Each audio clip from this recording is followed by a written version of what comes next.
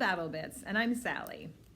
Today, the chapter we're reading is from the book We're Not From Here by Geoff Rodkey. So this is chapter 1 from We're Not From Here. Chapter 1 is called The Giant Bug Rumor. The first time I heard anything about Planet Choom, we'd been on Mars for almost a year. I was sitting in the rec center with Naya and Jens. We were taking a break from shooting a video we'd written. It was either How to Be Your Own Pet or Top 10 Toilets of the Mars Station. I can't remember which. Naya leaned over the big table and whispered like she was telling us a big secret. My dad says they found a planet humans can live on permanently. Like, we can breathe the air and everything. But the thing is, she looked around to make sure nobody else was listening before she went on.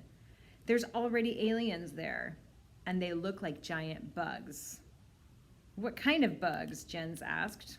I don't know, said Naya. I think mosquitoes. Are they dangerous? Like, do they have stingers?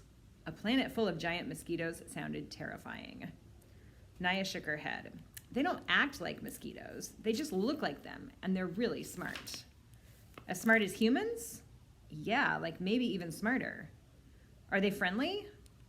I guess. I mean, they know we exist, and they haven't tried to kill us or anything. I'd rather just go to Novo, I said. This was a few months after the Governing Council had announced they'd discovered Novo in a nearby solar system. It was a planet that could almost but not quite support human life, and the GC was studying whether they could terraform it, which meant changing its environment enough for us to live there. Naya snorted.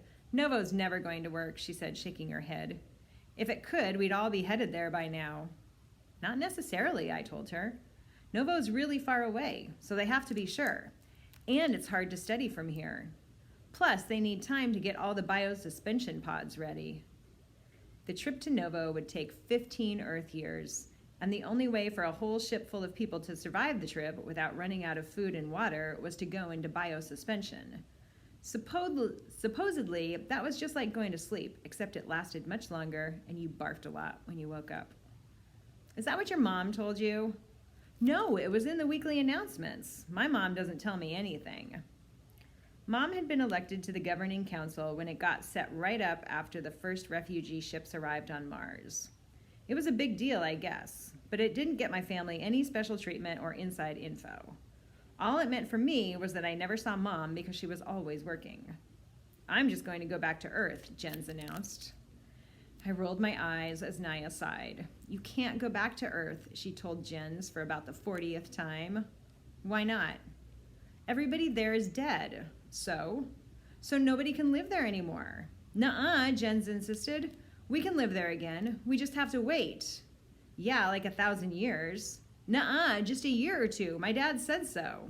Your dad's wrong. No, he's not. They probably would have kept arguing until Jen started to cry, which was what usually happened when we tried to change his mind about Earth. But just then, an old man passed by our table. He must have been on one of the last ships to arrive because his face was pockmarked with deep, dark red sores from radiation exposure. When he saw us, he stopped and looked down. You kids making another one of your videos? Yes, sir, I smiled at him, and he smiled back. Whenever we made a new video, the guy who ran movie night at the rec center played it on the big screen before the main feature.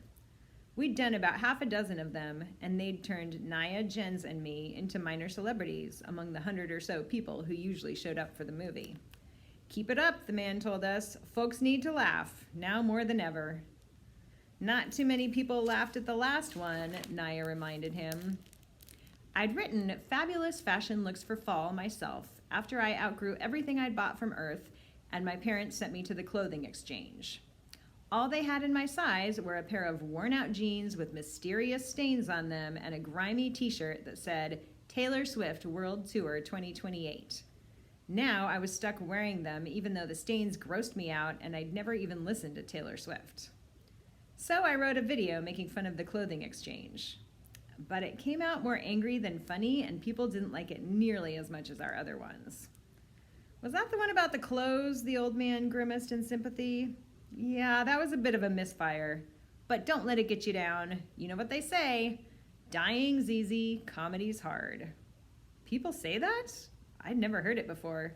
To be honest, it seemed a little inappropriate. Ah, they used to, back in my theater days.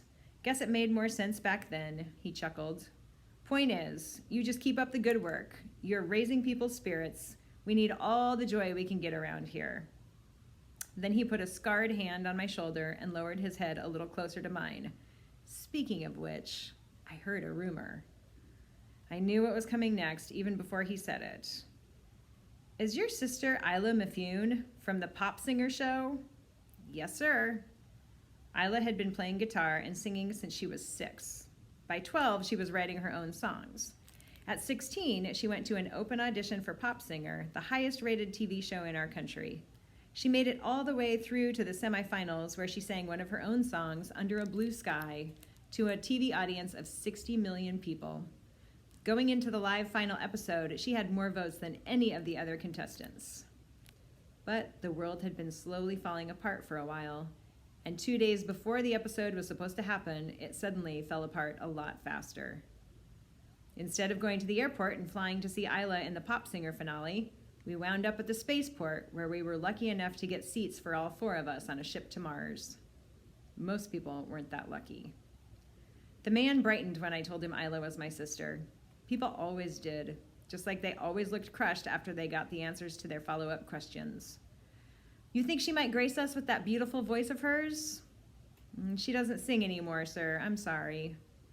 Not at all? Not really, no. Says she doesn't like to perform without a guitar.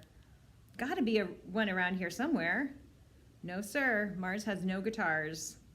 She can still sing, though, can't she? I nodded. Yes, sir. But her heart's just not in it right now. The rest of her wasn't either. Most days, my sister wouldn't even get out of bed. She'd just lie in her bunk, watching old episodes of The Birdleys and Ed and Fred on her screen. Having one of us in there 24/7, although on Mars it was technically more like 25/7, made our shoebox-sized living compartment feel even more cramped and stuffy than it already was. Worse, Isla wasn't even nice about it. She barely looked at me except to snarl whenever I asked her to put on headphones or move her feet so I could get into our drawer. I was pretty fed up with her moping, but Mom and Dad said I should feel sorry for her. When something this terrible happens, Mom told me during one of the rare times when we were alone, it affects people in different ways. Isla hasn't been able to bounce back from it like you have. We've just got to give her time. Personally, I thought a year, although on Mars it was technically more like half a year, should be plenty of time to bounce back. But Isla didn't seem like she was even trying. Sometimes when I came to our compartment, I'd catch the sound of one of her songs coming out of her screen. She always shut it off right away, but I suspected that when nobody else was around, she was watching her old TV performances over and over again. It didn't seem like a healthy thing to do. Even so, when strangers like the old man asked about Isla, I smiled at them and lied a little. I think she'll sing again soon, I told him. She just needs time. Well, you tell her she's got some big fans on this station, he said, giving my shoulder a friendly little squeeze. I will, sir. Thank you. Thank you. You kids have a good day now. Keep up the good work. He ambled off toward the library. How is your sister? Naya asked me. Angry. Dad started making her go to the exercise room every morning. Angry's better than depressed, right? Jens asked. I don't know. She's not as mean to me when she's just depressed. Maybe she's jealous because you're more famous than she is now, said Naya. That's ridiculous. Isla's much more famous than me. Not as a percentage. Naya tapped her screen open. Think about it. 60 million people watched that show she was on, right? But that was out of 9 billion people on Earth. She punched the numbers onto her screen's calculator.